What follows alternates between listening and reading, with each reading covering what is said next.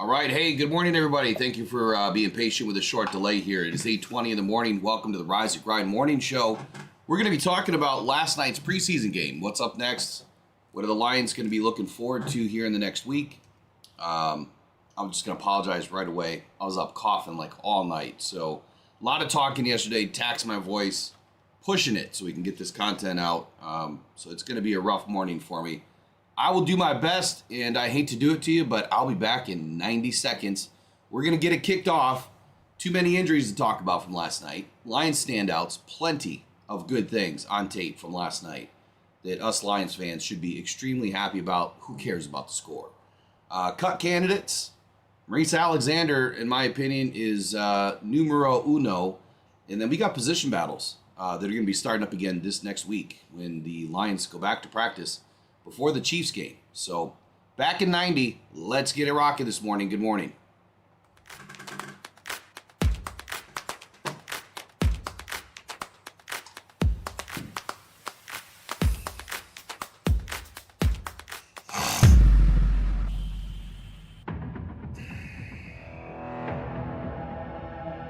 Adam Schefter at ESPN says there's 275,000 people. Well, that was some party in downtown Detroit. 775,000 people, shattering the NFL draft attendance record.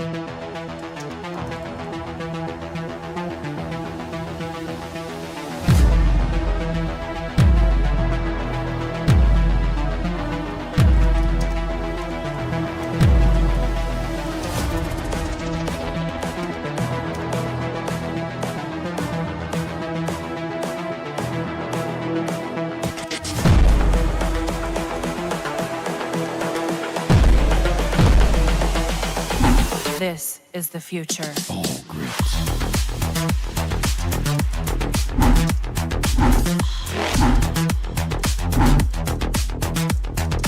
Evolution.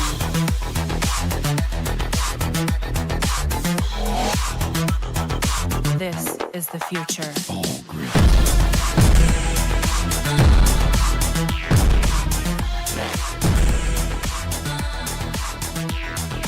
Evolution.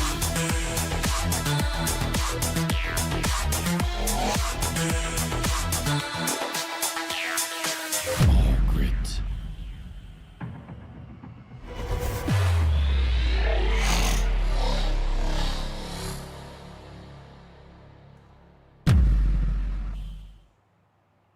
All right, we're back. Let's get it going this morning, man. What a great game from many respects last night. Like I said earlier, a lot of things to be excited about.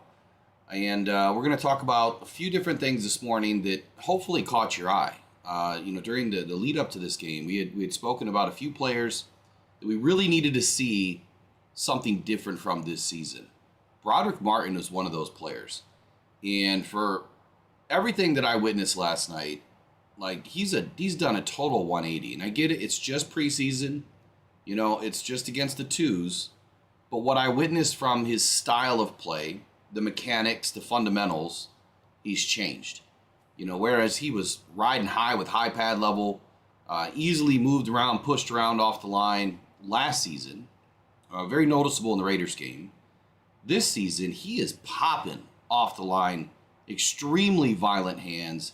He's using the leverage of his weight. And there's that play, man. I've got to find that play. I tried looking for it last night.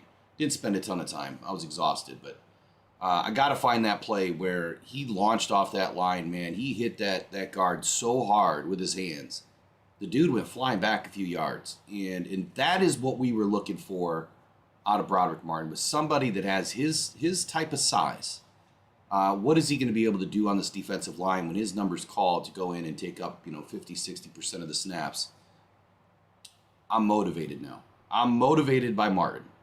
This guy is doing everything that's been asked of him. He's totally changed his body over the offseason.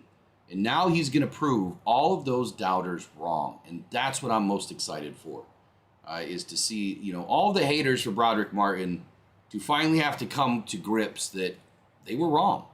And Broderick Martin, as long as he stays healthy, should have a pretty successful season if he continues to play like he did last night. Albeit, I know, just against the twos. I don't think much is going to change when we see him when we see him in the regular season here.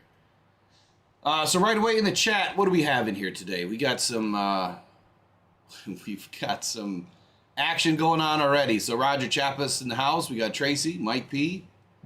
Who else is in here? Bo Booth. The loyalty crews, I like to call it. You guys are always in here. We got Mike the Marine guy, or Mike the Marine Gunny.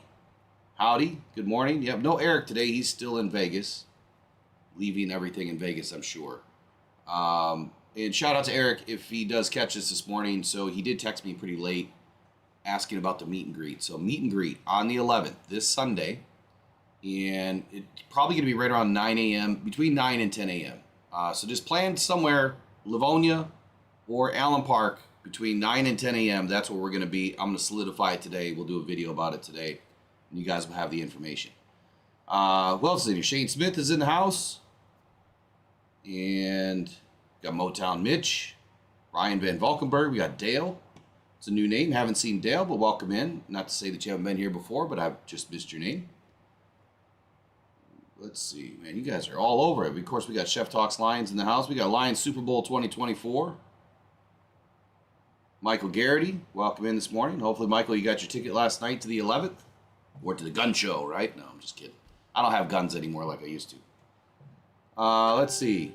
I think that's about it. King SJ's in the house. So ads should be turned off, just so you guys know. We are the only Lions content creator that does not allow you guys to watch ads.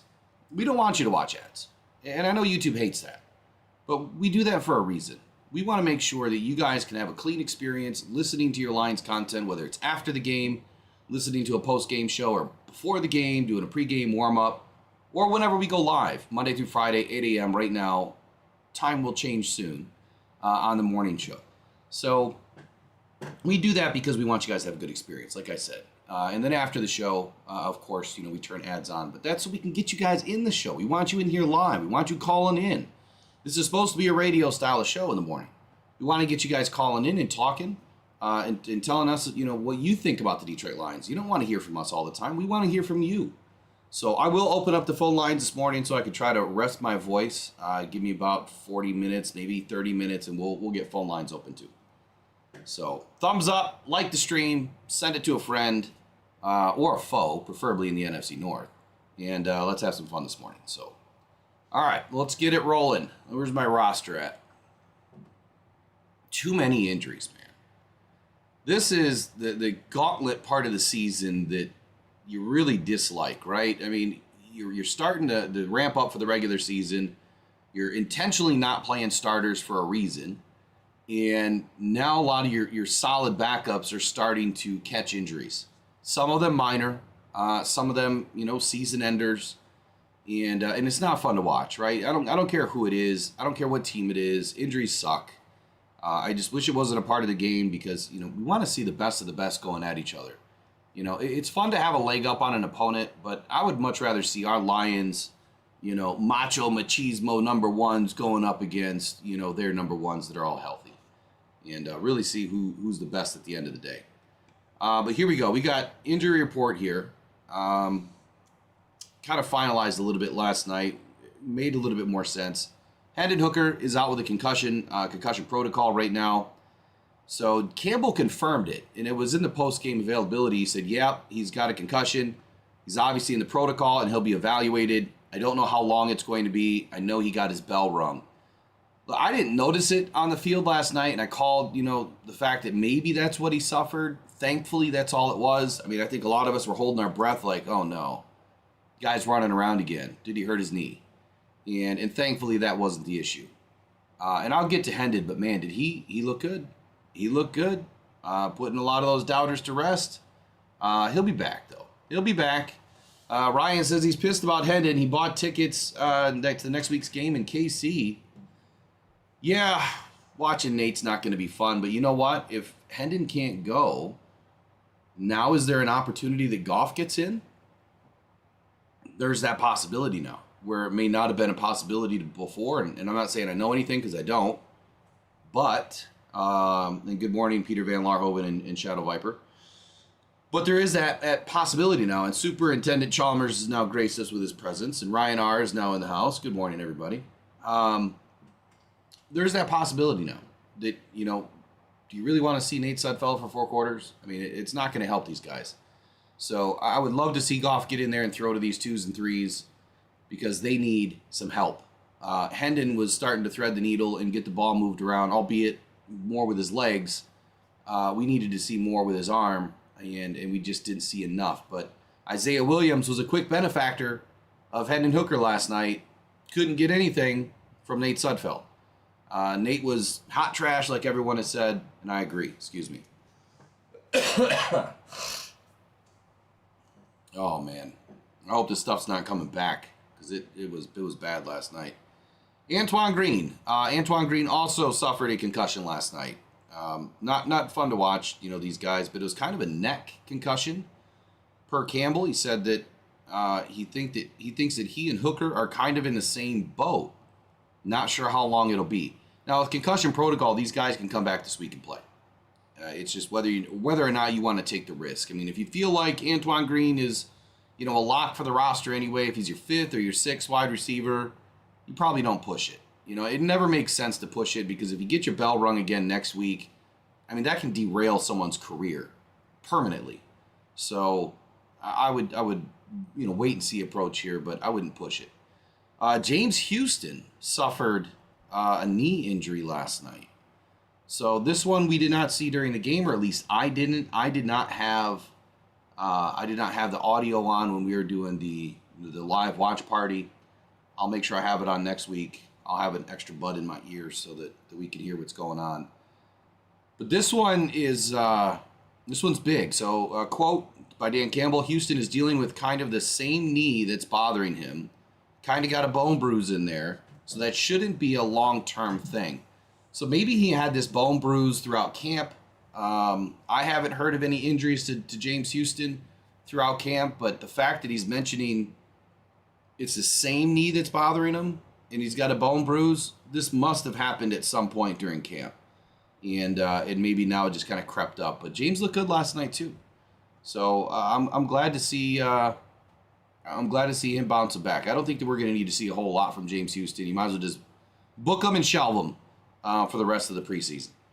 Defensive lineman Nate Lynn. Now, this guy was popping last night. Nate Lynn was all over the place. Undrafted rookie defensive lineman. Had a sack in the game. Was, like I said, he was terrorizing the backfield. That defensive line in the first quarter was thrashing the Giants. Whatever changed, I'm going to have to go back and watch it today, but whatever changed in that second quarter completely changed how the defensive line played pretty much the rest of the game. He's dealing with a shoulder injury, but again, doesn't seem like it's very serious according to Dan Campbell. This list is long, people. We got Morris Norris up next. Cornerback Morris Norris also suffered a minor hamstring injury last night, so that's probably going to keep him out this week, I would assume. Hamstrings, you know, you definitely don't want to push. Hopefully Morris doesn't push it. I don't think he's going to make the roster anyway. Maybe we'll see him in the third preseason game. Maybe he gets cut, injury settlement, and the Lions bring somebody else in. Who knows? Defensive lineman David Botta. So this was a bad one last night. He went down with an Achilles injury. And according to Dan Campbell, this one could be long-term for David Botta. And then offensive lineman Connor Galvin. This one is significant. He was carted off the field last night after he was rolled up on. And he also suffered a knee injury. So final thoughts from Dan Campbell were this. He said, quote, really, I think it's Green and Hooker. Not sure how long. And then, like I said, Botta and Galvin, I think could be long-term. So out of all the injuries, Botta and Galvin are the long-term potential here. Not super impactful to this roster, the 53-man cuts, but Green and Hooker can be. And I think they'll be back, you know, relatively quick. So shout out to Click on Detroit for that update. Appreciate that update. Makes my job a lot easier. And next up, let's talk about some Lions standouts. But before we do that, let me throw up an ad from one of our sponsors, Lights, and I'll go tend to my dog. He's wondering where I'm at right now. So give me 1 second. I'll be right back.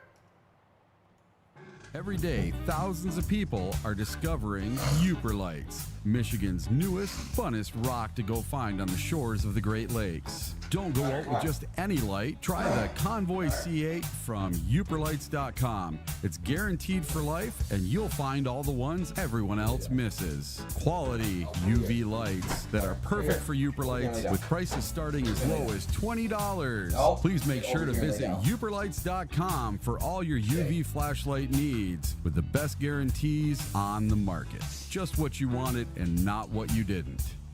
The best quality, the best guarantees. No, you go lay down, the best Gunnar. UV flashlights from UperLights.com. All right, we're back. We got the podcast dog in the house now. He loves to be in the studio. He gets that, separation anxiety or whatever they call it. He has a bad day. He's old. So let's talk about some standouts from last night's game.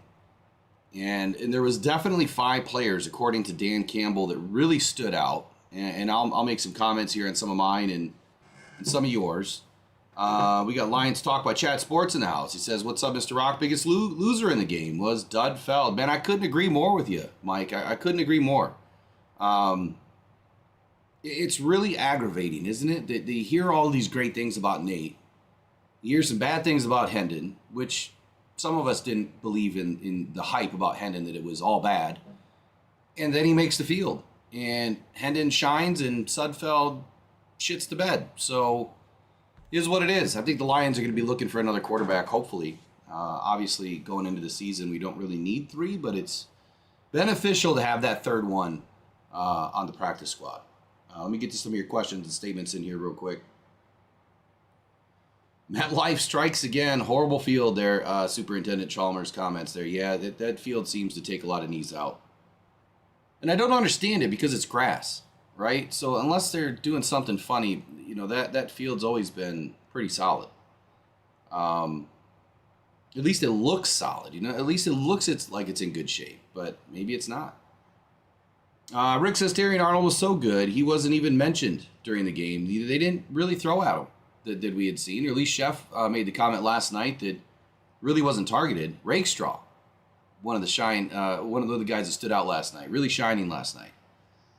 So let's get in the biggest winners for Dan Campbell. And then you guys tell me in the chat here or in the comments below, who were your biggest standouts? What impressed you the most about last night? Because last night, man, was a full display of some of the guys that were, on that bubble watch, and some of the guys that, we wanted to see take the next step. And I feel like the majority of them did. So you guys let me know, who impressed you the most.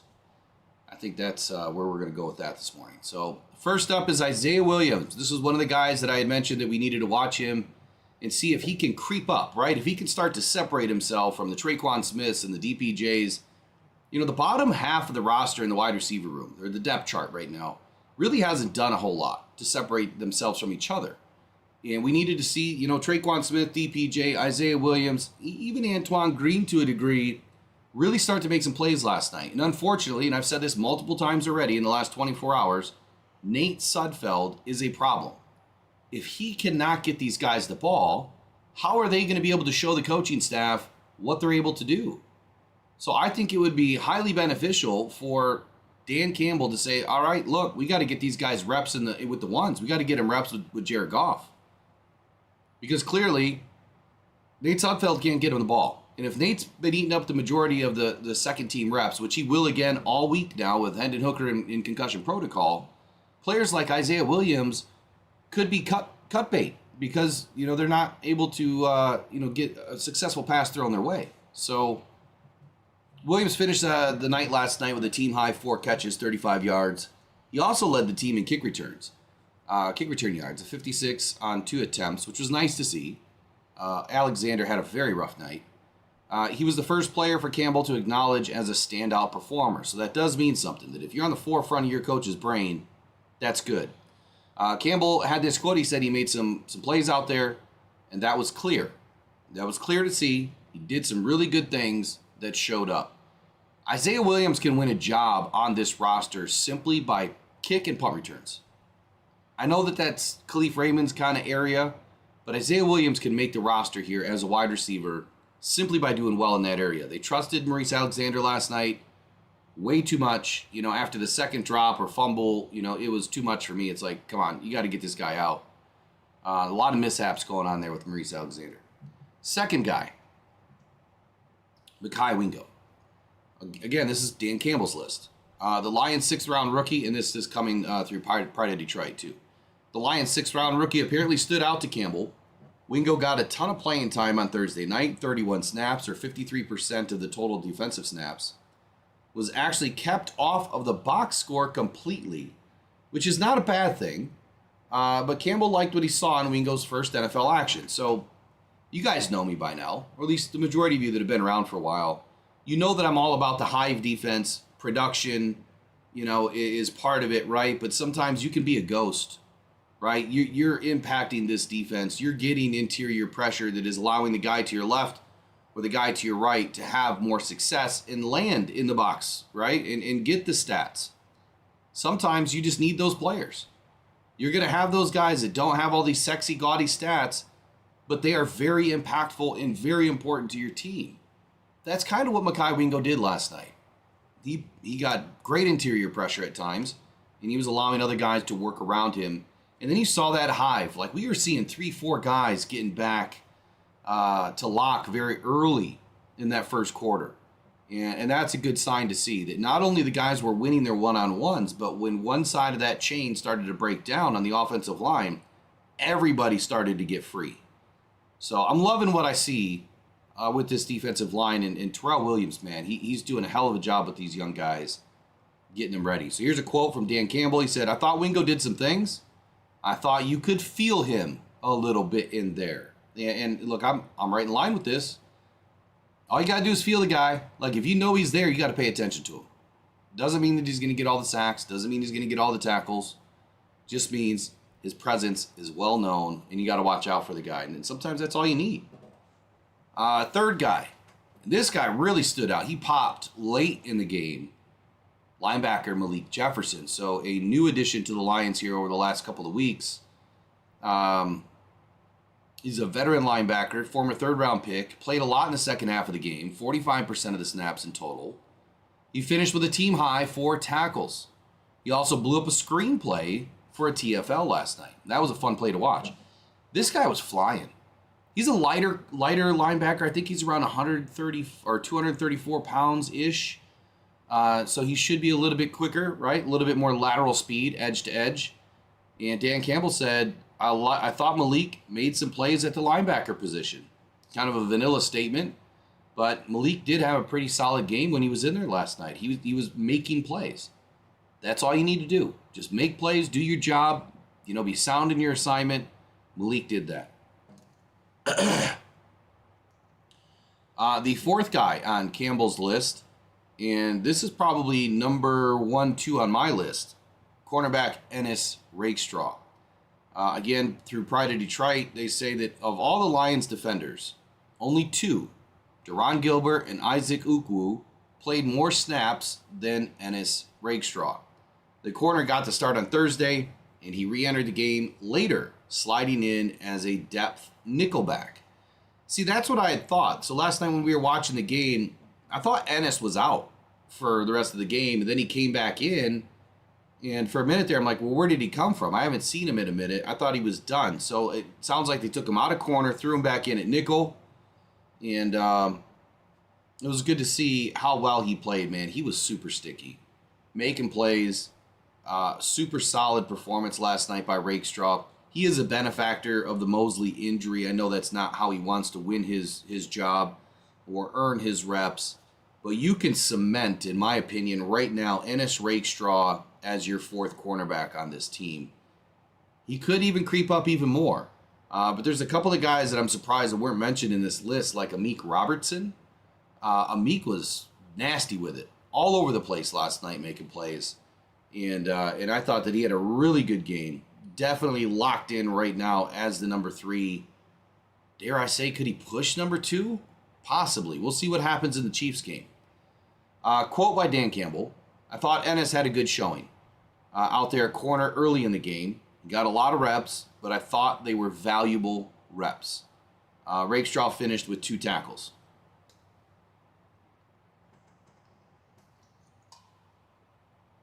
I am not sure Bo Booth who had the green dot last night. I would assume that it would have been either a safety or a linebacker. I definitely did see Ben Nyman with a green dot. And then last on Campbell's list, which honestly is no surprise, safety CJ Moore. Detroit special team ace of the past few seasons, obviously was gone last season due to the gambling snafu. Slid down the depth chart over the past week. He didn't really get a lot of playing time until the second half of Thursday's game. But when he came in, Dan Campbell made sure to acknowledge that CJ Moore really made some plays. And he would finish with 3 tackles. Again, only playing 45% of the snaps. So, he was up high on the box score there as far as the leaders of the team last night. So outside of those 5 players, again, per Pride of Detroit, Campbell was asked specifically about a handful of other guys. And here's what he had to say. Quarterback Hendon Hooker, he said he moved the ball. That's really the best I can say to this point. He was moving the ball. Thought he made some solid decisions before that. A lot of those were runs, so he made it happen with his legs.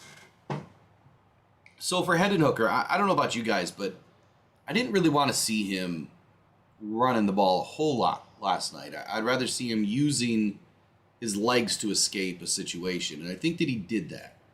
There was one play where he definitely tucked it a little early and got out there and running away with it. But I'd rather see this guy only using his legs when he has to. I want to see that arm be the biggest threat, for this team. And last night I felt like Hendon was a little hot, didn't have enough touch, and DPJ would have caught that touchdown had he just floated it just a little bit more of an arc. He kind of threw it too much on a rope. I'm sure that Mark Brunell had a conversation with him after that because that was definitely a touchdown. DPJ had almost a full yard of separation between, his arm and where the ball was and him being able to dive for the ball. So a well-placed ball right there, and that's a TD. Dan Campbell also mentioned Jake Bates. Quote, he said, it was good to see Jake hit that field goal, 53-yarder with the rain right down the pipes. We told him after the scrimmage the other day, we're sticking with you. We're going to give you a chance to grow here. Let's see how you respond. He was told that. Fit told him, I told him, and so I thought it was encouraging. Again, everyone was worried about Jake Bates. And that's because, in a practice situation, the dude is kicking 15 balls. Not going to happen in a game. We just need the guy to make 1 or 2 or 3 in a game. Typically not more than 3. It's very rare that you see 3 field goals in a game. In some games, you'll see nothing but field goals. That does tend to happen. But what I will tell you is it's not very likely, whether it's in the rain in practice or in 100-plus degree heat, that you're going to be pooching 15 balls. Very difficult situation for a kicker. You just don't know all of the, situations going on there. And that's why I wasn't worried. We watched Jake Bates enter Ford Field week 1 of the UFL season, and he knocked a 62-yarder in on his first kick in years. First field goal, live game field goal in years. That takes guts. It also takes a pretty strong leg and a guy that knows what he's doing, that has the courage, right? That trusts himself. And I think that this proved Jake is a little bit further beyond than what some people are giving him credit here. I think that Jake is going to be just fine. I'm glad to hear that Dan Campbell's sticking with him, and I think that's probably why you haven't seen anybody really come into camp just yet. Doesn't mean that they won't bring in another kicker, but let's not read into it. It's always nice to have another kicker in camp. It's kind of like having another quarterback in camp. You want to take the pressure off a little bit, let him rest his leg a little bit. You don't want him to injure himself, from too many reps. Believe it or not, that happens. Too many reps, and you can tear something. Third on his list, or third player that he was asked about was Sion Vaki. Quote by Dan Campbell, Vaki had some good runs, absolutely. Campbell kind of pitter-patted around this one. I was super excited last night to see Vaki be not only the leading rusher, but my goodness, this guy is running the ball 1 minute and then turning around playing safety the next minute on the same play and recovering a fumble, giving the Lions another opportunity. had we had a different quarterback in the game, Lions would have done something with that opportunity. So Vaki is the real deal, man. He is a Swiss Army knife, and he's going to be fun to watch this season. I expect to see a lot of action in special teams, obviously from Vaki.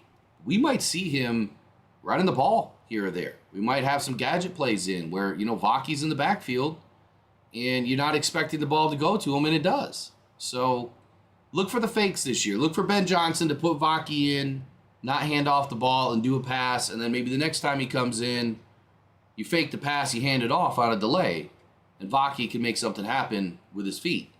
So look for that this season. I'm willing to bet it. I'll probably write it on the whiteboard, to watch out for that play, the Siom Vaki sneak attack or something, Another guy, Edge Isaac Ukwu.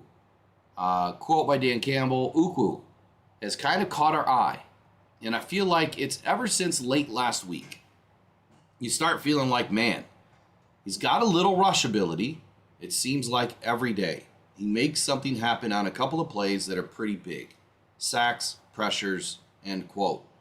Ukwu was in the backfield early last night. And in speaking to the Hive defense, he was working well with everybody across the defensive line to get back there. I think he had a big push, interior push from Broderick Martin. I think he had a solid, outside presence. The guys that were setting the edge, not a whole lot of big runs really going on the outside. A couple of broken plays on the inside that really lit up the box score for the Giants in the run game. And then, of course, the one big gash by Gray for the 48-yard touchdown last night. Overall, a couple of negatives, but let's just say that this was the starters. One, you held the guys to 20 points, right? You held the Giants to 20 points or less. They only had 14. That's a winnable ball game with a good quarterback in the game. Absolutely. So up front, Lions did nice job last night. Obviously, things to clean up here. A lot of things to clean up. And they're only going to get better for it. But really loving what I'm seeing right now in the depth of this team. Probably the deepest team we've seen in more than a decade. Even deeper than 2014, which is probably the best defense we've had in a while. Last guy, Nate Lynn, another guy, early and often last night. Getting back there, terrorizing Locke, so much so that Locke had to leave the game. But Nate Lynn, quote by Dan Campbell, Nate, obviously coming from William and Mary, which is our second guy. Kobe Sorsdahl comes from there too. That was kind of what he was known for, is a rusher. He's kind of a crafty guy, understands how to use his hands. So we put him in at the Sam linebacker. We put him at defensive end. So he did some things. Again, very vanilla statement by Dan Campbell. But obviously Dan was pretty impressed with what he had seen last night from all of those guys. So now let me turn it over to the chat, and let me ask you guys. I asked you before. Let me see if I can wind it back here. Who was your most impressive player last night? Who was your most impressive player last night? So losers by Peter Van Laarhoven were Sudfeld and Sorsdahl.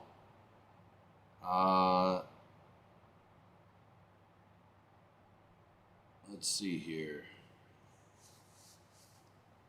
Tracy says Vaki, Isaiah Williams, and Rakestraw. Obviously, those were favorites.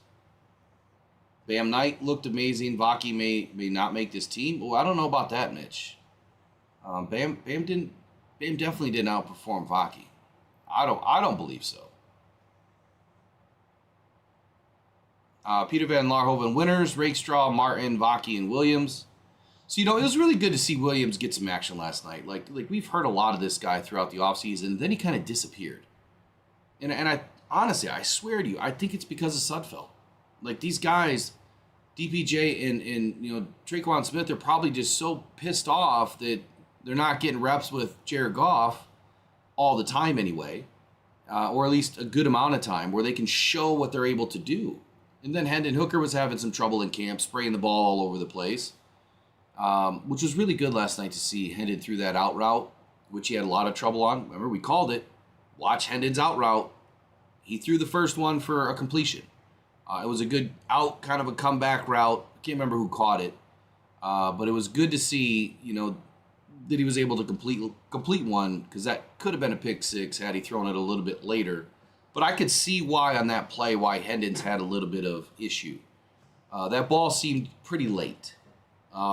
Didn't sniff out the route or the break early enough. He's got to throw that ball quarter of a second, half of a second earlier and know where his guy's breaking. Just feel confident, fling it.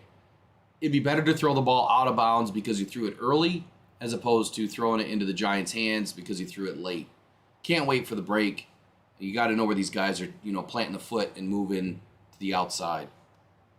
So again, if you guys want to put it in the chat or in the comments below, again, who were your favorites last night and who were the not-so-good players from last night? The guys that you feel maybe shouldn't make this team. Brent DeWitt says, even Amik Robertson looked good. Look, I wasn't surprised by Amik. Like, he's definitely got the dog in him. And he proved it. Between him and Ennis Rakestraw, I would have been good with those guys being our corners headed into the season. Total solid night from them. Wasn't a whole lot going on for the Giants until, other players were involved in the game. I was super excited to see how well they play. Joseph Ostinson talking about how the quarterback ran. I prefer quarterbacks that can throw. I do too. I'm just glad that Hendon's got some wheels. Something that we don't have on this team. Obviously gives our look team, a better look, right? It allows Hendon Hooker to mimic a Patrick Mahomes or, mimic a Jalen Hurts or, Bryce Young, Caleb Williams, anybody that we're going to face this year. That's what Hendon Hooker's ability is going to give our defense as a different look. Now, not saying he's the same player as all those guys mentioned, but it is going to give our defense a better look and opportunity to prepare from week to week. Sudfeld obviously can't do that. I think Sudfeld just needs to hang it up and just become a coach, an assistant coach or something. Yeah, Michael Neese had a good game. Jack2125, welcome in this morning. Manu got a head shake from Campbell, lionized. Manu did not look great last night. His first few plays, he looked like a fish out of water. Does not look comfortable at all. Big body, right? He kind of looks weird when he's backing up. He doesn't take like that big long stride, and maybe he doesn't need to because he's so tall, so it doesn't look like a long stride, but it really is. His back step did not look comfortable. He looked like he was shuffling more than he was digging and planting and staying firm, anchoring down. I didn't see that. I saw more of a shuffle, and then when an edge rusher would come, anywhere near him, he kind of got flustered. I didn't watch him after probably the first 3 or 4 reps, and then I was looking at other guys, so I'll have to go back and watch. Lion Eye says that false start, so it must have been a false start on Giovanni Manu. Those things I'm okay with. It's early. He's definitely got butterflies, big jump from, UBC, Canadian football to American football. I think he'll be okay. I really think that this is a, 2-3 year project. And quite honestly, it has to be, right? We have Taylor Decker locked up now for at least 3 seasons. We have Graham Glasgow locked up for at least 3 seasons. Frank Ragnow probably will get extended after this season, I would feel, if needed. Panay Sewell ain't going anywhere. The only guy that we have to worry about is our right guard, Kevin Zeitler. And, Lions will probably either draft another guard next year if Christian Mahogany doesn't get his act together. And if Giovanni Manu does not, excel and perform better by next season, they might have to go after a higher draft pick. But let's think about this for a moment. Where did they put Manu last night? Left tackle. Tough position. You're asking a guy coming from Canadian football to come in and play left tackle in his first game.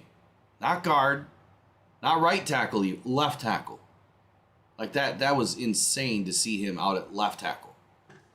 So maybe I should say left tackle just one more time.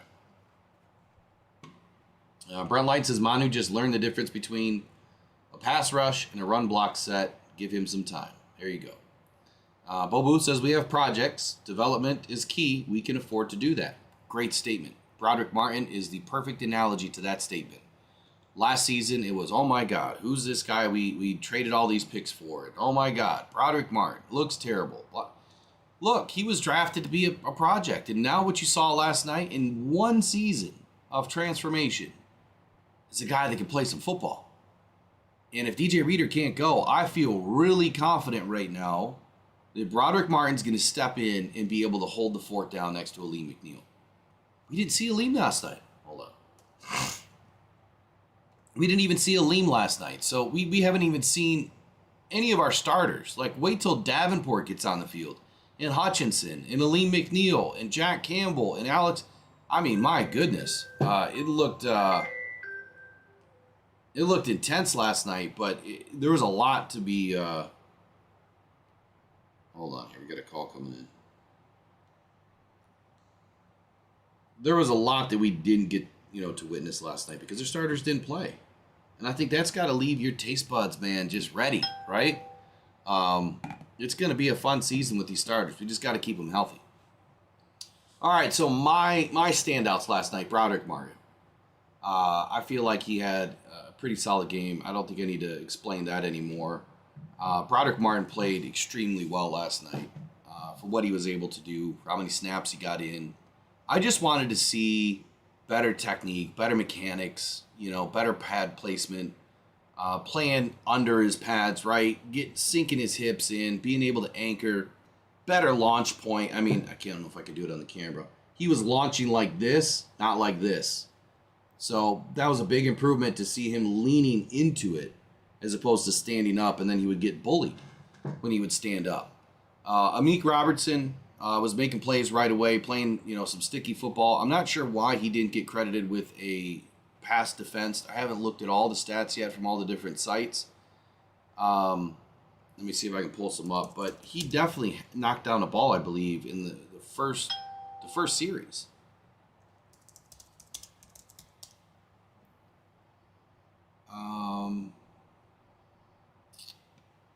I'll have to look for it. Next guy, Rakestraw. We've already spoken about Rakestraw. The guy just popped last night. He was super comfortable after like the first couple of plays. He dialed it in. Apparently, Terrion Arnold got in there. I didn't see Terrion get in the game. I don't know why. I did not see him get in the game. But clearly, nobody wanted to throw at Terrion Arnold, and Ennis Rakestraw held his own. Super confident now, like I said earlier. The Lions DB room is solidified. It sucks that Mosley is not going to be able to play again for his third season in a row, but I think we're good. I think we're going to have probably one of the better cornerback rooms, one of the better DB rooms overall, and I think you've seen that complement the defensive line last night. Very often do I speak to what your DBs can help your defensive line do. Last night, they were holding the fort down. And that extra quarter, half, 3/4 of a second, right, gives your defensive line more time to get back. Makes the quarterback hold the ball. Now, they're not holding the ball, getting ready to slice and dice you. They're holding the ball because nobody's open. And then guys like Nate Lynn and Isaac Ukwu and Broderick Martin and all, Mekhi Wingo, these guys are getting home. They're going to be able to have more success. You can call them coverage, sacks or whatever you want. I call it football. That's what football's supposed to be. I don't think you call them coverage sacks with Deion Sanders, right?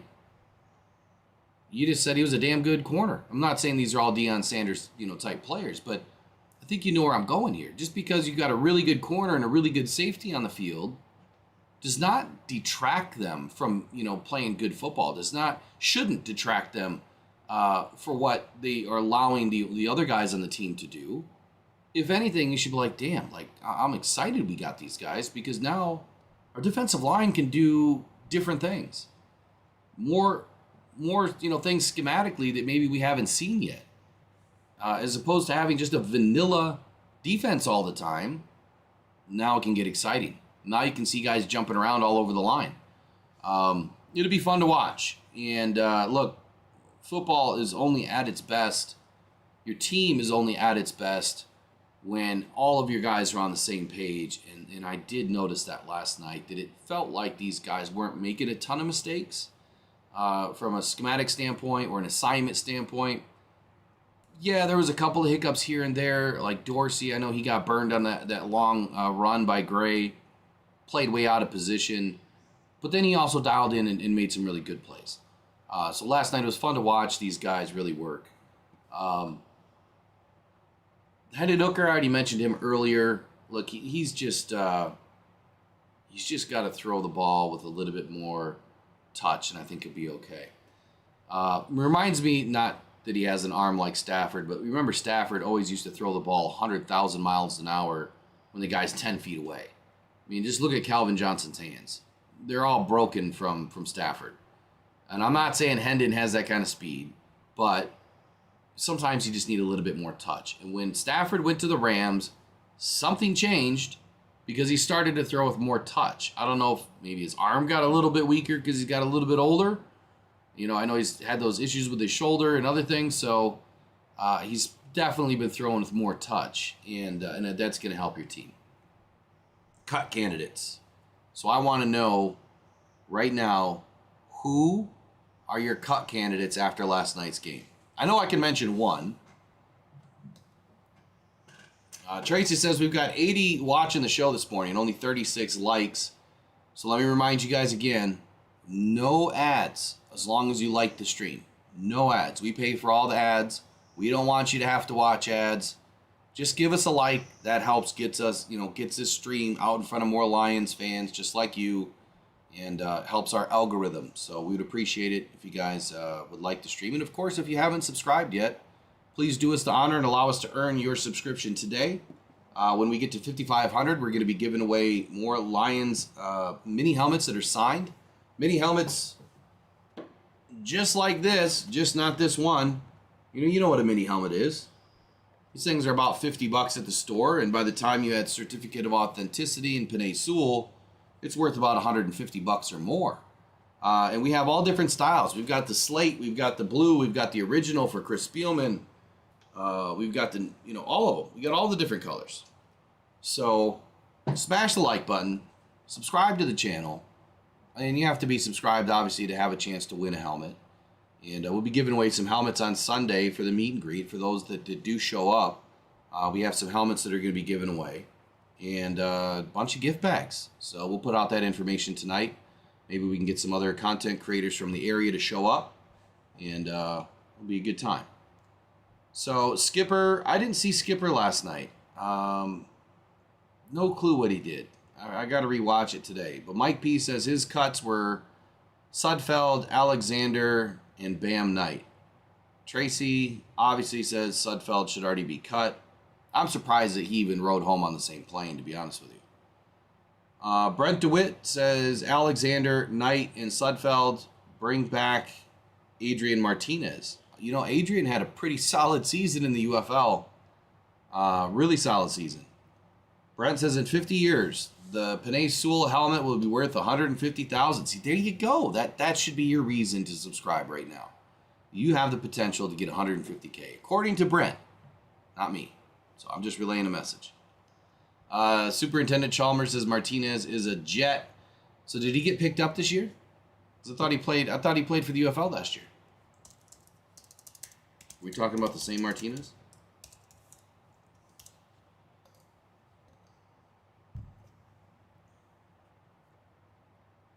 Oh, he did get picked up by the Jets. Well, there goes that.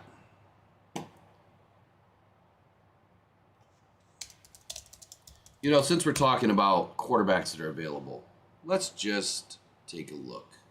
Yeah, 2 weeks ago, the Jets signed Martinez, obviously after Martinez ripped it up in the UFL. I had a list last night, so available quarterbacks.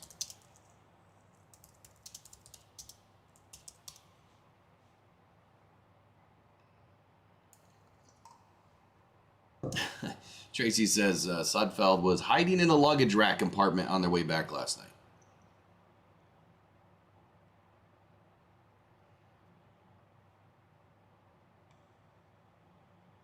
All right, let's see here. So, best available quarterback free agents in 2024. Now, I assume this list is still accurate. It was asked 3 days ago.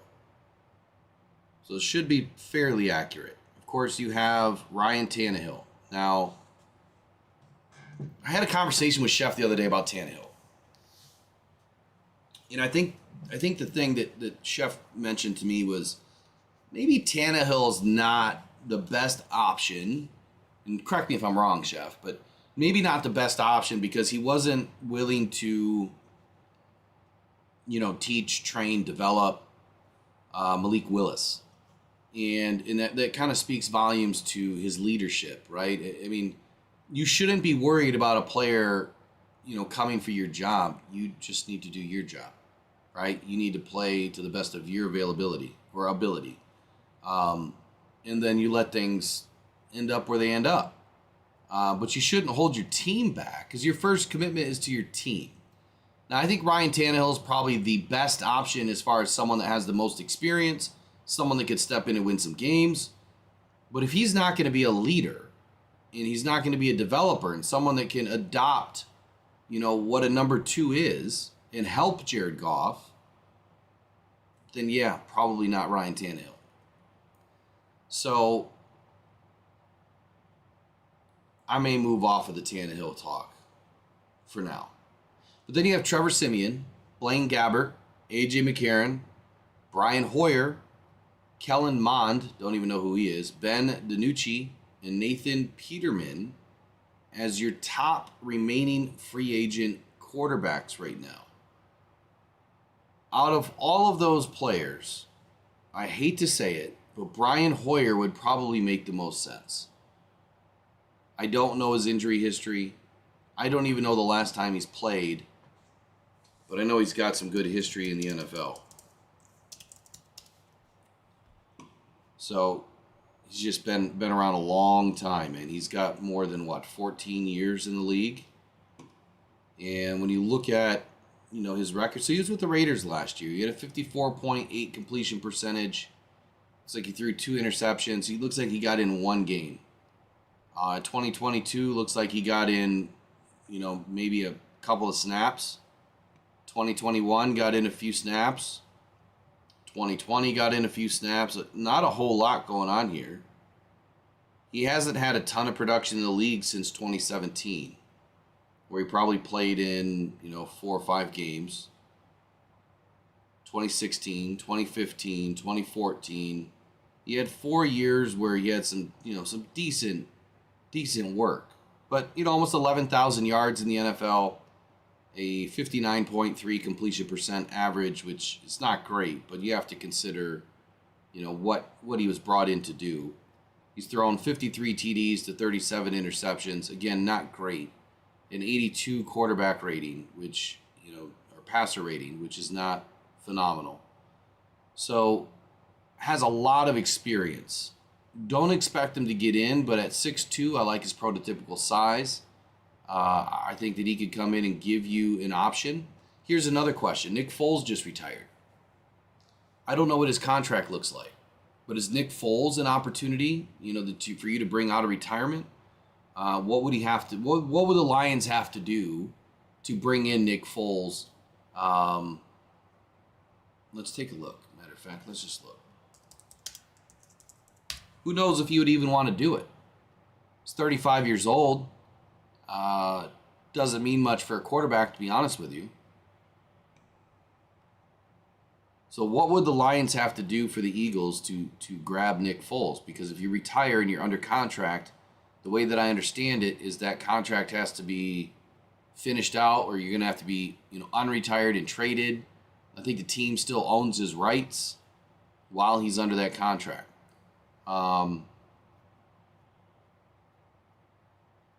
He wanted to retire as an Eagle. Yeah, he's probably not coming back.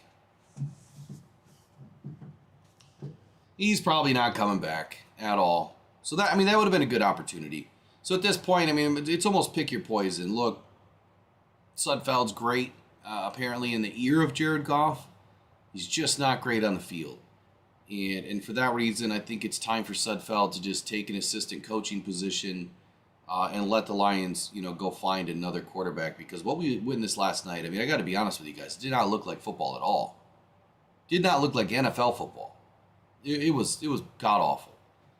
he would take the snap, and it was almost like he was in a rush to do something every time.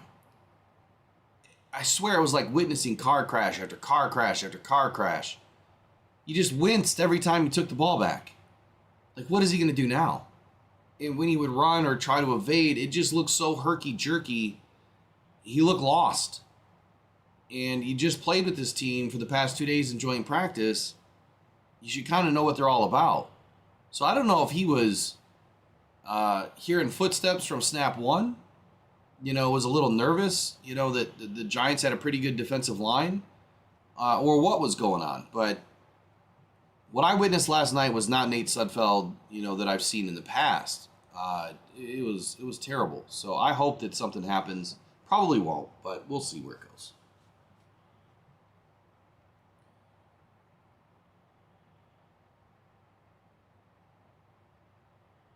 I don't remember, Brent. I don't remember if Sudfeld threw 2 interceptions in his first 2 passes last year. I'm pretty confident, though, that the first pass in the first game was an interception, though. I'm pretty confident in that. Carl Rittenberg, welcome to the show this morning, says, Vaki was outstanding in his honest opinion, and I agree with you, Carl, 1,000%. Vaki looked great, man. God, he looked outstanding. Let's pull in Dan Campbell, and let's listen to Dan Campbell's press conference from last night.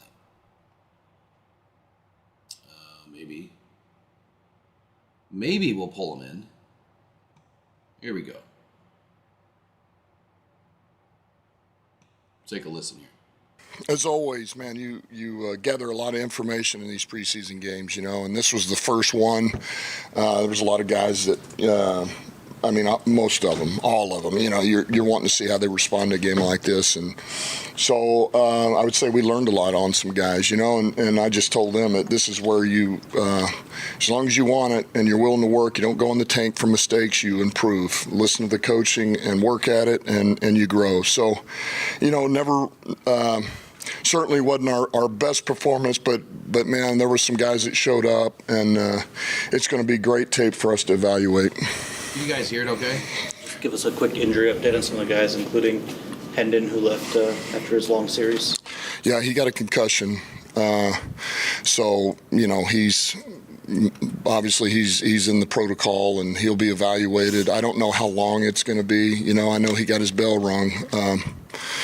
So that's what that was. Obviously we would have loved to have got more time with him, but that's, one of those things that happens. It's one of those, I think one of his runs there, he must have gotten it. Bada had an Achilles. Galvin looks like it's a knee.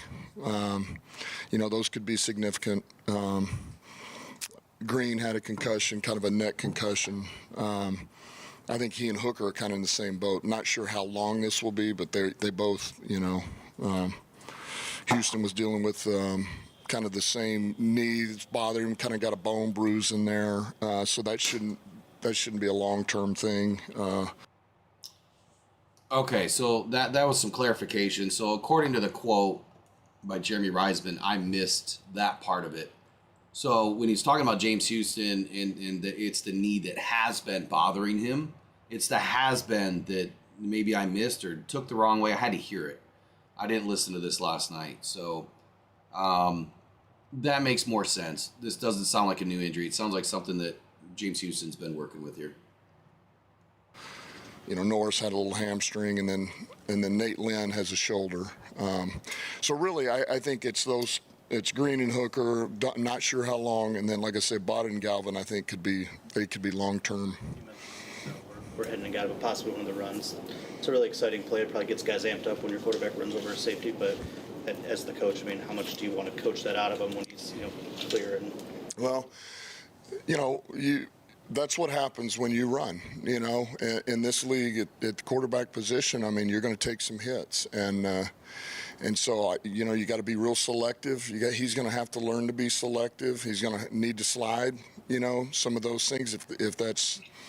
If he is going to be and use more of his legs, it's good. It gets you out of trouble, but that's the downside of it is you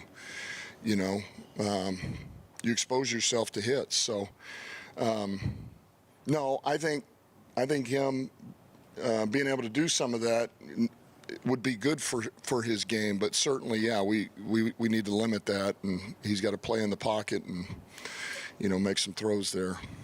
His performance seemed like he really got the offense. Yeah, I mean, look, he moved the ball. He moved the ball, and it was. I mean, that's really the best I can say to this point is he was moving the football. Thought he made some solid decisions before that. A lot of those were the runs. So he made it happen with his legs, but to the point where we were at, we didn't convert on the fourth down, but it was good to get him in there. You were excited for the next series, and then we found out what had happened. So it was good. I mean, he was moving it. There was a couple guys that maybe stood out. I know you always want to wait to evaluate the tape, but maybe just off the top there, maybe one or two guys showed out a little bit. Yeah, Isaiah Williams showed up. I mean, he made some plays out there, and that was clear. That was clear to see. He did some really good things that showed up. I think when you're defensively, we're going to know a lot more when we watch the tape in there. But I did think that, I thought Wingo did some things. I thought you could feel him a little bit in there. I thought Malik made some plays at the linebacker position. C.J. Moore went in there and made some plays. So, and look, I thought Ennis had a good showing, too, out there at corner early in the game. He got a lot of reps, but I thought they were valuable reps. So, we'll know more tomorrow, but I felt like those are kind of some guys that stood out just from afar, Fox obviously punted the ball like as always. I mean, it was good to see Jake hit that field goal, 53-yarder with the rain right down the pipe, so that was good. There were some good things in there. Vaki had some nice runs too. Yeah, he did. Vaki had some good runs, absolutely. And the hard thing. All right, so now taking the context from Dan Campbell about Vaki, you can hear, it's a little bit different in the voice than a quote that you're reading, right? It would have been beneficial if I had time to watch this morning. So Dan Campbell obviously is excited about Vaki, and I still don't know. Whoever was in the chat, I can't remember. I apologize. Maybe it was Motown Mitch talking about Zonovan Knight over Vaki. I just did not see that. So are you thinking that Craig Reynolds is over Vaki then too? That Craig is our 3 and Zonovan Knight would be our 4? There's no way Vaki doesn't make this team. I'm telling you, he's a lock for sure. But hearing the way that he's describing Vaki, he sure did. He elevates his voice a little bit higher pitch, tells you he was impressed, and I was impressed too. I mean, I wasn't surprised. I tried to play the video last night while we were live, taking a break of the video I did on Sione Vaki, and I would urge you guys to go and rewatch it. Let's see what I got right. Let's see what I got wrong. I know that I called out a few things about Vaki, well before the draft, but. I think it's interesting to always go back and kind of listen to yourself, right? And see, what did I see, out of this guy? Did I hit it? Did I totally miss it? Because we're not going to get them all right. But I'm just curious what I noticed in his tape. So I'm going to watch it after today's show. And I don't know, maybe I'll do a double video and we'll talk about it again because there's a lot left on Vaki's bone, man. He's got a lot left to show us. We haven't even seen the defensive side yet. Offensively, you get this kind of weather. It's not an excuse, but you got to get the run game going, and we weren't quite able to really turn it over. And so, that doesn't help with the pass game, especially in this weather. And, if you're a little bit inaccurate or not quite on, it's hard to get your pass game going. So really, it started with the run game, and I know we can be better there, But listen, it's step one. We got 2 really good days of work against those guys, and then this is the first game for a number of these young players. There's a great statement by Bo Booth. He says, I see Vaki as Gibbs' backup, Craig Reynolds as Monty's backup, I think it's a great statement. So are you guys all in line that maybe we keep 4 running backs this season? So we did 2 seasons ago, we kept 4. And last year we only kept 3. And I got to tell you, I think I'm on this kick right now that, well, truly it's the kick. It's the kickoffs where I think the Lions are looking for faster guys off the line and guys that, like Vaki can play 2 ways. He can play defense, he can play offense, he can play special teams, he can play all 3.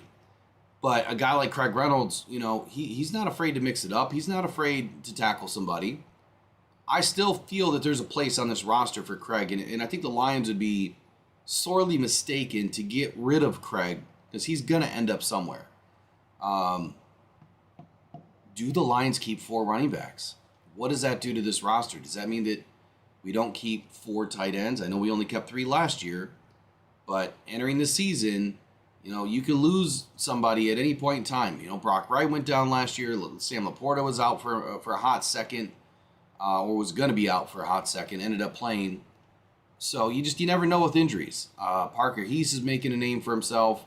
Had a weird catch last night to kind of echo off of that statement about Tom Kennedy. But, man, that catch by Heese, that was excellent vision and awareness and concentration.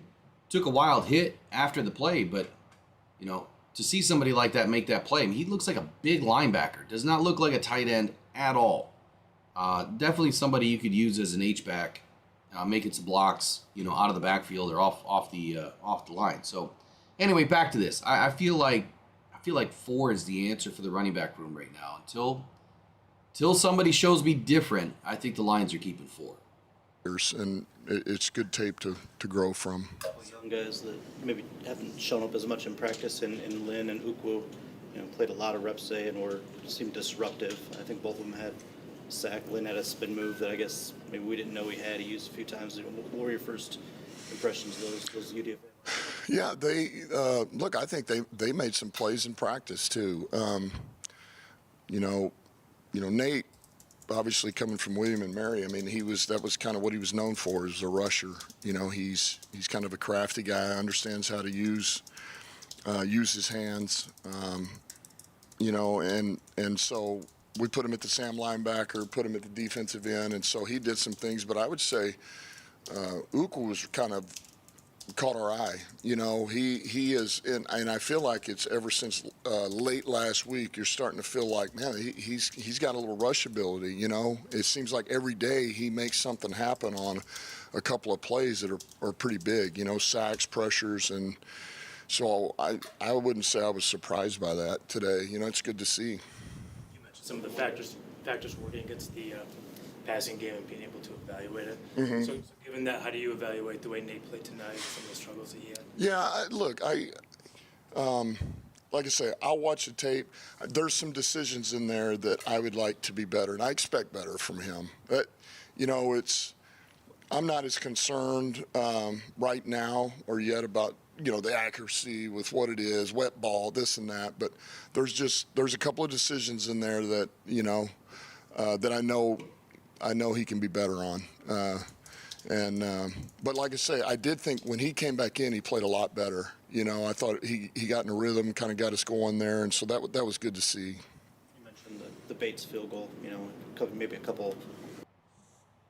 That concerns me. That concerns me. Braylon, our pass rush did not suck last night. We had interior pass rush. That's the whole goal of this defense. Interior pass rush, man. We don't even have the ones in yet. And that's a big reason why you should be excited. Our pass rush last year was fine with Aiden, but not many teams have 2 bona fide players. The Giants are pretty lucky. They have Brian Burns, Dexter Lawrence, and Thibodeau. So that is a team that has 3 extremely good interior exterior pass rushers. The Lions have now done the same thing, except we've gone a step further. We have Aiden Hutchinson, Aleem McNeil, DJ Reader, and now Marcus Davenport. And I know a lot of you are not in the boat of Marcus Davenport, but just witnessing last night what Broderick Martin did should make you feel a lot more comfortable that our interior pass rush is the key to the game. It always has been. It's never been edge rusher, ever has it been. Edge rusher was always a glorified position that was used for blitzing. Now you're going to see interior edge rushers or interior defensive line push that is going to allow the edge to work more efficiently, if you will. They're not going to have to blitz as often. When you blitz, you sell out. And I think that got us into a lot of trouble last year when we started to blitz way too often, way too much. That's what made us sell out over the middle. Now you're going to see where the interior defensive line is going to get a ton of push. They're going to collapse the center of that offensive line. The edge is going to be able to contain, and then whatever happens, happens. If the quarterback runs to the left or the right, or if he hands the ball off, first, the run game's not going to go anywhere, and then the quarterback's going to take a sack. Whether it happens from the interior and Aiden starts to move up, or, the interior with a lean and then Davenport moves up, one way or the other, I think that you're going to be extremely excited by about week 3. And if you're not, Braylon, you're just going to have to come back and yell at me, because I'm telling you, man, just trust a little bit in what I'm seeing. Just a little bit. You don't have to trust everything. Just trust a little bit in what I'm seeing, because what I'm seeing is been pretty spot on so far this year. And I think that we're going to be just fine. Even though we didn't see the ones last night, I think we're going to be just fine. We got a lot of pressure last night. A couple of sacks. Broderick Martin getting a sack. I mean, that should have made you had a great night alone just watching Broderick Martin get back there. And I know he didn't get credited with it, but he was the first person to take the guy down. And then I think it was cleaned up by Ukwu or Lynn. One of the two, I think, kind of got the cleanup sack. So this should have been a share. It should have been a 50-50 at least. Let's see here. Yeah, if we don't get 50 likes by the end of this stream, I got to turn ads on Monday. I hate to do it. Yeah, Bo Booth says, what's wrong with 2 sacks? Absolutely nothing. If you get 2 sacks every game, that's 34 sacks in a season. Yeah, it'd be a little light. But man, 2 sacks every game, I think, is a great start with the number 2s and 3s. I think it's a great start. Brent, have a nice day, man. Looks like you got to check out for the day.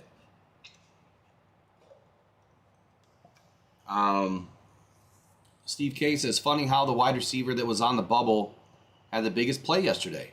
DPJ getting shade for no reason. He had the longest play. But the reason why I came back to this is I was a little worried by what Dan Campbell just said, where he kind of gave Sudfeld a little bit of credit for kind of getting into a rhythm the second time he came in. That doesn't make me feel good. Like, we're trusting the guy too much. Now, that is one guy I'm telling you don't trust. He's never put it together, ever. He's maybe had one good preseason game in his entire history with the Lions. That's it. So Hooker, on the other hand, there's a lot left on the meat, on the bone there. I think the Hooker's going to be just fine. God, that was terrible the way I just said that. Rougher practices for him the last 2, for him to, make that one opportunity. How important was that? Because obviously game's more important than practice. Yeah, anytime it's like small victories, right? That's how you gain confidence, is demonstrated ability to do it. And so we told him after the scrimmage the other day, hey man, we're sticking with you, we're going to give you a chance to grow here, let's see how you respond. And he was told that. Phip told him, and I told him. And so I thought it was encouraging, really, the last 2 days, and then tonight to watch him step up and hit that. So it's good. Yeah, the kickoff situation, he, I think immediately came back on a field goal, missed the landing zone. You guys are clearly working on some stuff there. How much does that factor into the evaluation of what you're looking for? Yeah, it is definitely part of that, and it's. Can somebody send Dan Campbell some allergy meds? I mean, I know I do the same thing because I got really bad allergies. I'm always itching everywhere, and I hate it. I hate touching my face and all that. But Dan, it's either he's got caffeine overdose, man, and he's just itchy, or he's got some bad allergies, which I think he said he has bad allergies. But man, someone needs to send him some allergy meds. It's different. It's different, and whereas Badge had the he was really kind of perfect for this new kickoff rule, just where you want to place it, and the leg strength itself is not the most important thing when you start talking about placement on these new kickoff. And so it's different. It's just going to be different for Jake, and he's been working with it. He's been working with some of these kicks, and he's gotten better. He just mishit the ball. He just mishit it, but that's one of those you learn from it because it's critical, right? I mean, you take the ball at the 40-yard line. That's a huge, that's a huge play. So we'll keep working with it. Got some tape on it. All right. Dan, Jesus, Dan. Oh, Dan. He's all itched out, man. Look, I'm loving what I saw last night. I mean, I'm not going to pull any punches here. There's some things to clean up. Dan said it best, there's always going to be some tape on it, right? You're always going to have an opportunity to get better, and I think that's what this Lions team does very well, is they take what they've learned, and then they get better the next week. Look, last season, we didn't lose more than one game in a row, right? I think that speaks volumes to what this team is able to do and capable of doing week in and week out. I know it's just preseason week 1, and I'm sure we're all overselling ourselves on a few things here. That's normal. But the tape doesn't lie. Isaac Ukwu, to whoever said it in the chat, Duron Gilbert, again, whoever said it in the chat, guys that just really showed up yesterday. Now, Gilbert also had a bad play, but it's going to happen. You got tape on it. Ukwu did a lot of amazing things last night. You got tape on it. How do you get better now? How do you fix the little things that you're missing? A couple of guys that stood out last night. Now, I know I didn't mention them, in my winners and losers of the day, but they are clearly making a name for themselves. It's just can they rise up the depth chart over the next 2 weeks? And I think that the Lions are in a good position here because the NFL did us all a solid, and they got rid of this cut day that was happening in 3 spurts, right? Three different times. It's now at the end of August. So after the last preseason game, you're going to start to get all of the cuts at once. That is a huge opportunity now, because before you'd cut somebody and then they might end up on another team and start playing really well because you didn't get that extra week to evaluate them because you had to cut them, 2 weeks before that. So this is a big opportunity for the Lions to really invest in the right players early in the offseason. I think that's why our depth chart looked a little funny. And now you're going to go into the final preseason game of the season at home, where you're going to see these guys really excelling and playing loose and having fun. And I think we're going to be able, when we get to the last game, that is, not next week, it's against the Chiefs, but you're finally going to see a team that I think is going to be more well-rounded from cut day being later in the season. And you're going to be able to keep the guys that you're going to have more confidence in because you've got more tape on them now. And I think that's a big factor in all of this, especially this part of the season. So I didn't open up phone lines. I apologize. If anybody does want to call in, let me see if I even got it plugged in.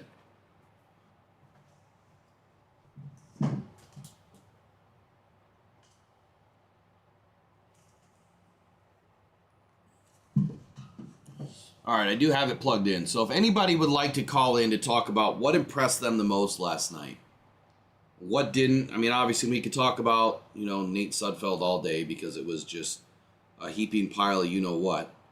But if you want to, call in and talk about the things that impressed you the most, I'm all for it, man. So you know the number, and if you don't, lock it in right now because it's going to be the same number all season. 313-312-0348. And if you want to call in, I'm going to leave the phone open till we sign off this morning, which will be definitely by 10 o'clock. So I only plan on going an hour today, and look, I'm already on almost, an hour and a half now. You can talk about the Lions all day long. So go ahead and call in if you would like.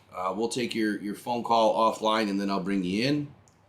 The one thing that Dan Campbell was talking about was wet ball last night. And the one thing that I've noticed about Hendon Hooker is he typically doesn't have a problem with that because he's got 10.5-inch hands. Dude's got big mitts. So that's a nice problem to have when you got big hands, someone that you can trust, in the wet, the cold. Jared Goff doesn't have the biggest hands. Nate Sudfeld, I'm pretty sure doesn't have the biggest hands. I think he was pretty small too, like 9.5. Well, 9.5's not bad. 9 7/8. There you go. So that's not bad. I mean, that's actually a pretty big hand too. But Jared Goff's hand size has always been a little bit smaller. I had an opportunity. He's 9.125. No, 9-inch. So that's on the smaller end. When I was at the Hall of Fame, they had 3 balls, and I think it was like Troy Aikman. Who else was up there? There was 3 quarterbacks. It was their hand placement on the ball. And my hand fit in every single one. I've always thought that I had really wide hands but short fingers. For whatever reason, I fit in every single one but one. The last one, it was pretty big, pause. I could have thrown an NFL ball all day. All day. I don't know if we ever played with an NFL-sized ball in high school, but clearly I could have thrown one because my hand fit. I thought that was pretty interesting. It's kind of cool at the Hall of Fame. So for the last few minutes here, I wanted to talk about my experience last week. I was at the Hall of Fame. I think I started on Wednesday. I think I went down Wednesday night. And I was joining the PFUFA organization.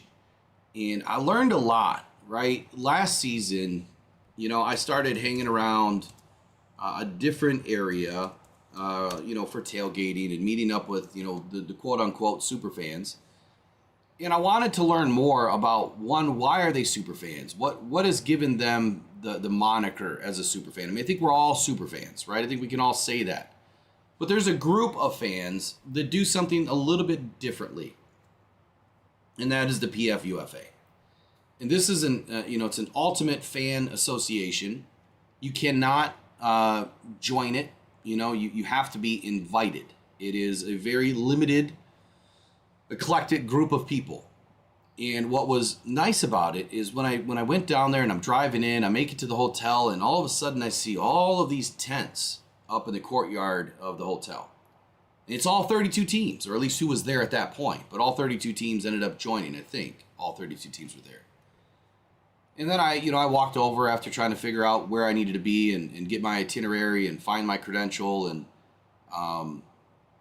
got to learn more about what this really is.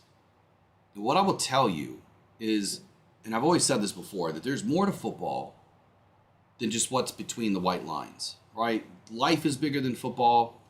The people that we can help through the Rock Down Cancer Foundation and other foundations that I'll be a part of, those things are bigger than football. But you know what football does? The NFL, it bridges that gap between fans, the team, the organizations, and a way to help other people. And the PFUFA does an amazing job.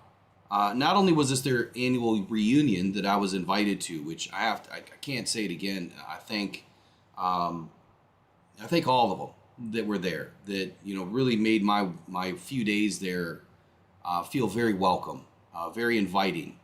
And Lions Mane, dude that invited me, I can't thank him enough. Lion Eyes, very welcoming. It was nice to meet all those guys. Of course, I've met, Crackman and Megan Stefanski. I mean, I've met all these people before. Megan, actually, I met the first time down there. But everybody is so welcoming. I mean, from talking to the Chicago guys right when I showed up, making my rounds, whether it was the Broncos or the Vikings or the Seahawks. I mean, I met so many, or Troy from the Cardinals.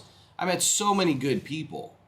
In learning about the organization, I'll tell you a little bit about what we did. So we had of course, I went to the Hall of Fame game on Thursday. Not everybody does that, but I went to that, wanted to take it in, wanted to enjoy it. I was hoping to see Caleb Williams. Obviously, he didn't play. He's going to play this next preseason game, though, from what I hear. Which kind of sucks. That great seat sitting, first row down in, right on the field. So anyway, I went to the game on Thursday. And then on Friday, we had what was called a float judging. So all the different floats for the Hall of Fame parade, which the PFUFA does every year, and a whole host of other ones. I mean, you had all different floats from all different areas, walks of life, and companies, and we won the grand prize. And I say we, I mean, I was part of the process, but I'm not part of the group yet. But they won the grand prize, and I thought that was great. So then I got to march in the parade with them and cheer on the Lions fans, and we're going out there to find the young Lions fans, and trying to engage them early, to show them that we respect them for showing up for the team. Obviously, this is more of a, Chicago Bears and Texans Hall of Fame, because those are, the majority of the players getting inducted. But there was a few Lions fans there. I was surprised to see him there. And then the next day, so on Saturday, it was all about the kids, man. Going to the J-Babe, there's a community center, there's bikes that are given away, like hundreds of bikes, hundreds of backpacks, tents or tables set up everywhere, outdoor activity area, food and stuff for the kids, less fortunate kids that deserve this stuff. But for them to come in and be a young fan and get to talk to all of the characters, right? All the super fan characters. It just, man, it makes them so happy. And to be able to give these guys, or these kids an opportunity, at life and fill in their bag full of school supplies. And then, some kids get selected to go pick out a bike or a hoverboard or a skateboard. These are the things that I love to be involved in. And I know you guys do too. I mean, there's nothing better in life than seeing a kid smile, right? And it makes you think about you when you were a kid, and what if somebody would have done that for you? What would it have meant for you?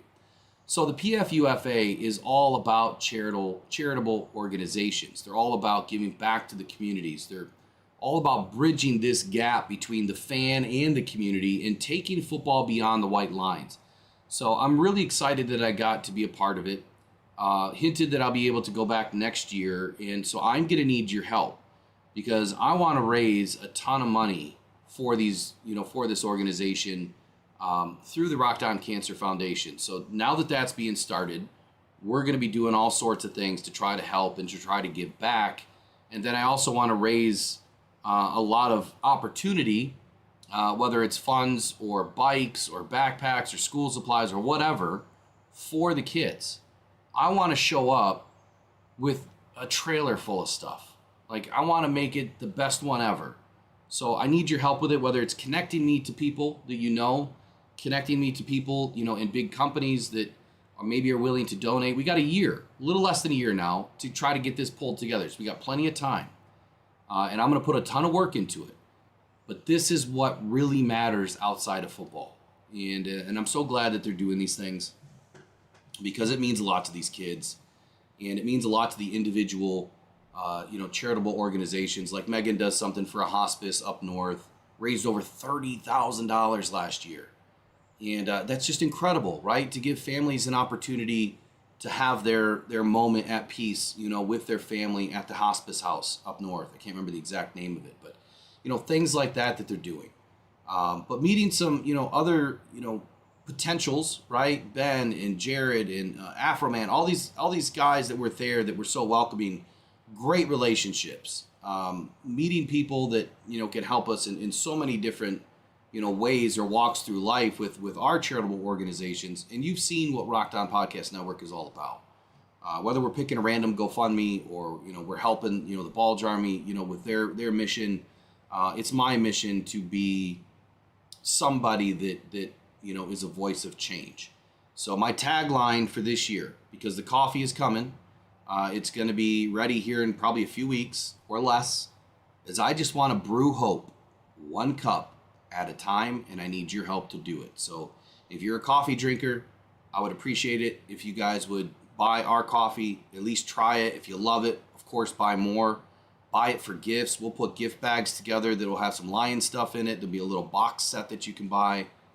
And that's how you can help. I don't want your money. I just want you, if you can, if you're willing or able, buy the products, because the products are how we are able to donate. That way you're getting something in return. And that's just what we'd like to do here. We're going to be doing raffles, obviously, with all sorts of sports memorabilia. Partnering up with Pro Sports Zone in Livonia. Going to be a phenomenal partner to help me through this. And I'm still looking for more sponsors. So if your companies that you work for is into this type of stuff and you'd like to connect me, just send us an email to mailbag@rockdon.com, and let's be the voice of change. I want the Lions fans, the Lions representation next year to win big at the PF-UFA reunion and show the world why we are so important as fans. The best fans, in my opinion, in the world. We've always come together. It's just the Michigander way, or Michiganian way. A lot of us would just give our shirt to anybody off of our back if they needed it, and we didn't. You know, I just think that's who we are. So I appreciate what you guys have done so far. You guys have been so helpful and encouraging, and now it's time for me to continue to give back to other people. That's just who I am too. I'd rather see other people benefit and smiles on other people's faces versus, you know, my own. It gives me great honor and a smile anyway when we can help other people. So that's where my heart is, and that's why you're probably here at Rock Down Podcast Network, because you know we keep it real. We keep it realistic. We keep it honest. We keep it transparent. We want to have fun. We want to enjoy our Lions. We want to help other people in life. So shout out to the PF-UFA. It was a great week. I thank you and appreciate you again for bringing me in. Amazing people. I mean, and that's probably the last thing I'll say on this.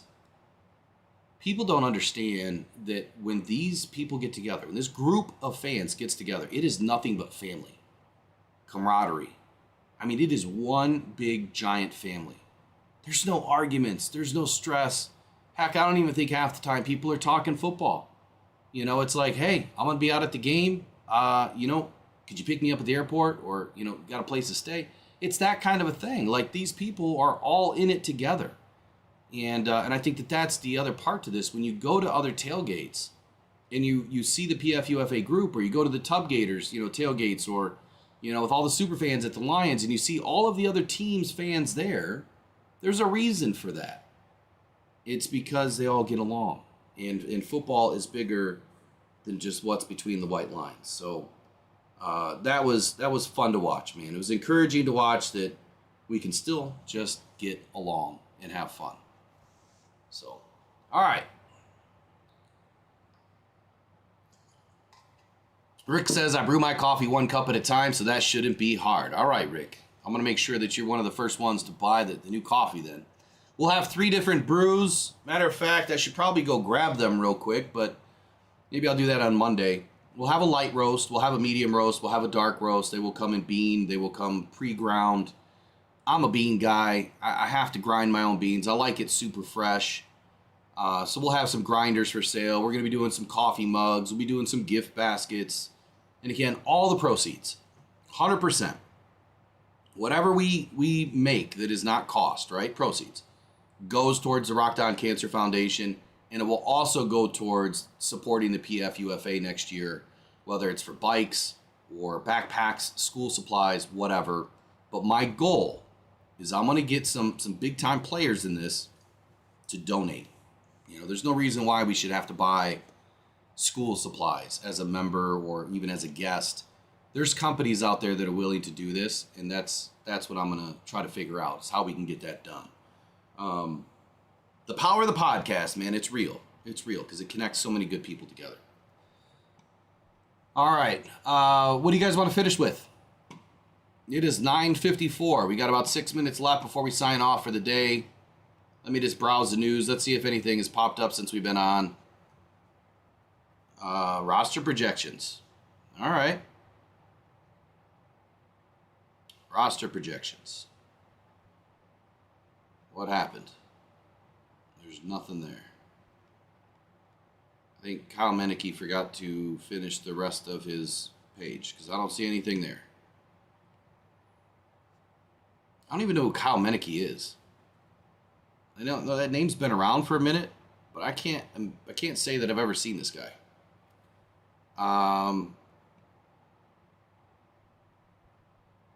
Interesting. So, Sports Illustrated rookie report by Vito Churko. We'll finish with that. Here's what they had to say. So, the Detroit Lions, with most of their starters resting, or pretty much all their starters, except for like Terry and Arnold, took the field on Thursday night against the Giants.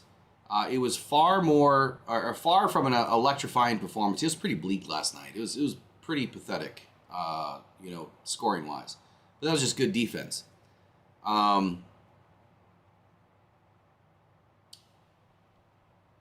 Goes on to say that the Lions didn't walk away from the preseason tilt without having any positive takeaways. And I know we've kind of spoken a lot about this already, but I didn't really talk about Terrion Arnold because I missed it. I did not see him in. I don't know what I was doing, if I was just handling the show or what, but Arnold was one of Detroit's lone projected starters that suited up on Thursday night. He played the first 3 series. I don't know how I missed that. And did not receive a single target. That's probably why. In his direction from New York, obviously from Drew Lock. It's hard to judge the Alabama product based off of that performance, but at the very least, Lock and the Giants respected him enough not to throw his way. It'll be intriguing to see how many reps that Arnold gets in the Lions' final 2 preseason games. My guess is that he will play minimally, as I expect Campbell and company to be ultra cautious with the first-round pick headed into the regular season. You know, I would love to see where Patrick Mahomes targets him. You know, if Dan Campbell can make a call and say, hey, look, can you just throw it to the guy at least a couple of times? You know, if Patrick even plays. I doubt he even plays. So whoever's backing up Patrick, you know, let's get some passes towards Terrion Arnold. Let's see what this guy has. Then they talked about, or he spoke about Ennis Rakestraw, second-round pick, had a very solid start. Starting at outside cornerback, the Missouri product made a third down tackle on the first series of the game, chasing down the Giants receiver Jalen Hyatt in coverage and forcing him out of bounds. That play was exciting. So if you remember, Ennis slid down, engaged with Jalen Hyatt. Jalen Hyatt wrapped him up and just drove him probably 5 yards, maybe 7 yards out of bounds laterally. Jalen did not gain an inch on Ennis Rakestraw. So you saw strength, you saw good leverage, a great angle. They caught the ball, but they didn't get much past it, right? No yak, really. Offensive lineman Giovanni Manu, extremely raw. Obviously, in his first taste of game action, that's what it looked like. He consistently got beat on the outside speed rush by Giants defenders and appeared to have been responsible for multiple sacks.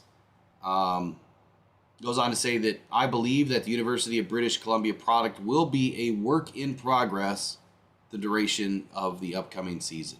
You can put Giovanni Manu in Broderick Martin's bucket from last year. Same exact situation. I just don't think that Brad Holmes wanted to allow Manu to end up on another team, knowing that this guy is a work in progress, and if it becomes a finished product in the next 2 to 3 seasons, you're going to have a pretty strong guy there to back up and or start pretty much anywhere on the offensive line. I think that he can play pretty much anywhere other than center, of course. But you can kind of plug and pull him anywhere, you know, early and get him slotted into a position that fits him best. And then they talk about Sione Vaki. Vaki by far was the most impressive member of the Lions offense last night. Again, this is according to Vito Churko. He rushed 4 times, 29 yards, about 7.3 yards a carry. His best run of the night came with 2 minutes and 7 seconds to play in the first half, when he rushed up the middle for a 15-yard gain. You know what I noticed with Sione Vaki last night is he ran really well behind his pads. Really well. Stayed low, nice cuts, a couple of jump cuts, really ran well. He was also in the right place at the right time last night in the second quarter. He bailed out quarterback Nate Sudfeld, coming up with a fumble recovery on an interception returned by Giants corner Trey Herndon. Very solid start for Sione Vaki. Mekhi Wingo notably produced a pressure in the second quarter against Tommy DeVito, forcing an incompletion from the backup quarterback. So we're talking about edge rushers. We're talking about pressure on the quarterback today. What did we see that was different? And clearly, a pressure that turns into an incompletion. That's what you want to see. It doesn't always have to be a sack. It doesn't always have to be a turnover. But you want to see these guys affect the game in a positive manner. Wingo could continue to be disruptive. It would go a long way toward him carving out a role alongside Detroit's defensive line in 2024, which I believe he will. He might be a 30% snap guy, 20% snap guy. At least in the beginning of the season, kind of a role, rotational player that, really just giving guys a breath, of fresh air. I can't imagine the DJ Reader, even when he does come back, that he's going to play all the snaps. I don't think he really ever has. See if I can look it up real quick.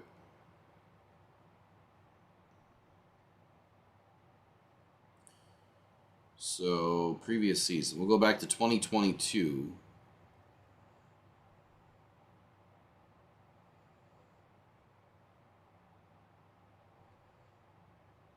Come on, where's the defensive snaps here?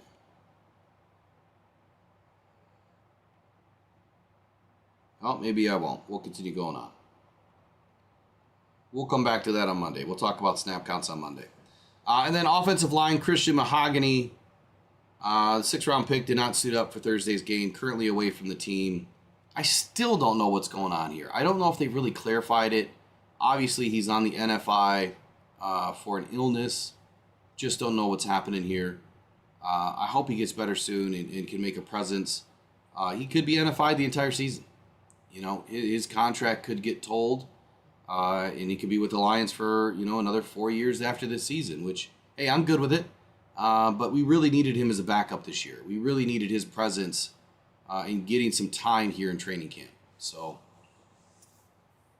Rick says, how far does Martin progress before Reeder is ready to play? I don't know, man. I think that, hey, Bo Booth, have a good day, man. Take care. I really believe that if Reeder is back by week 5, I'd be happy with that. Like, I'm cool with leaving Reeder out. I don't want to see the guy rushed and then you suffer an injury. I don't want a Mosley situation here. There is too much on the line with DJ Reeder. Like, he's going to impact this team in such a good way. There's no need to worry about the first 4 games of the season. I know that sounds stupid, but I think that we can handle the first quarter of the season just fine with who we have. But to answer the question, if Martin gets a lot of the snaps between now and week 5, man, I think that we're going to see a big-time change in Broderick Martin. We're going to see a total 180. We've already seen a total 180 out of Martin from last year to this year. But if he was to get 4 games of a lot of snaps, that is what's going to help propel him, to becoming a better player quicker. And I think that's what he needs. And we'll see if he deserves it, over the next 2 preseason games. He played a ton of snaps yesterday. Didn't seem winded. Was disruptive when he was in there. So, fun to watch. Fun to watch. All right, you guys, we are now after the 10 o'clock hour. It's been another Rise and Grind morning show. Friday edition on August 9th, 2024. I hope you guys enjoy the weekend. Wayne Rogers, so the coffee will be coming out here soon, and there'll be links and ways to purchase it. I'll do a whole thing on it, trust me. It'll be real soon. Give it about 2 weeks, I think we're shooting for, to have everything done. This weekend is all design weekend, all the labels and everything, but of course I'll be gone on Sunday. Meet and greet on Sunday, so look for the video that's going to drop today. It's going to explain everything about the meet and greet. Just casual. It's nothing fancy. We'll figure out where it's going to be and what time it's going to start at. If you're going to training camp already on the 11th, just stop in and say hi on the way. If we're at Pro Sports Zone, there's going to be some special discounts for you guys to pick up all your gear before you get to Allen Park. All right, you guys, have a wonderful weekend. Thank you for joining the Rise and Grind morning show. As always, let's go One Pride. Let's go Detroit Lions. We'll see you guys in the next one.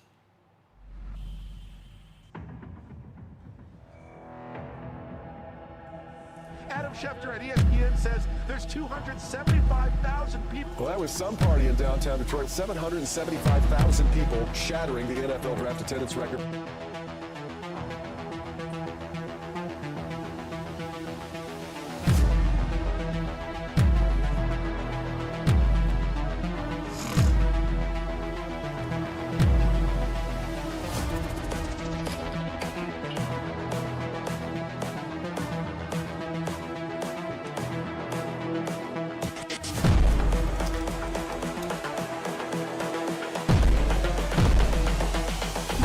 This is the future. All grits.